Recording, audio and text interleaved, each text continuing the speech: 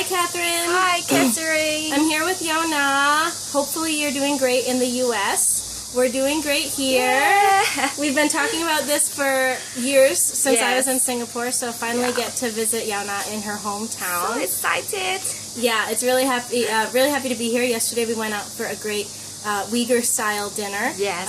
Fan, I know that we've talked about Xi'an food a lot. It's not quite yang rou pao mo, but it had like the cold noodles and some of that lamb-style, kind of the Muslim-influenced food, so that was delicious. It's really been interesting for me to be here again because Shanghai was the first place I ever went outside of the U.S. And it was like shocking for me at the time. I didn't know anything. I didn't know where I was going or what I was doing. I didn't have anything else to compare it to. And now to come back like 6 years later, having been so many places, I had to get more pages in my passport.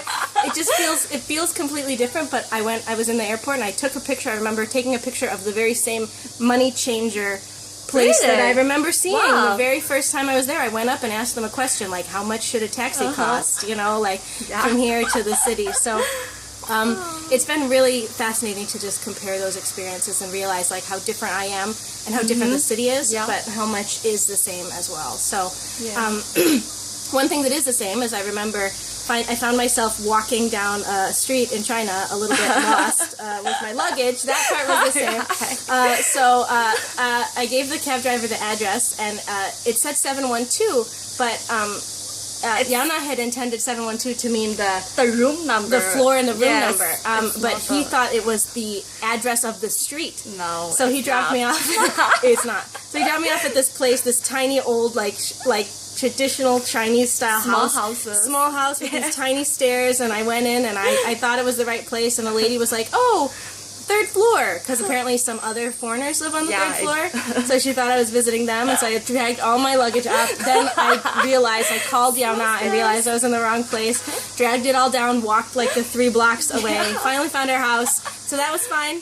It worked out. You make it. Yeah, I made it, and it was really cool because the place I went actually had like that little courtyard, old Chinese style houses, and there was some like homeless guys, or maybe they were just street performers, like playing like traditional Chinese flutes, and it was like breezy, and I was like, wow, feels like China. It's the French concession place. That's like so different from other parts of Shanghai. Right, and this part that Yana lives in is just really nice, kind of like very European style, broad streets.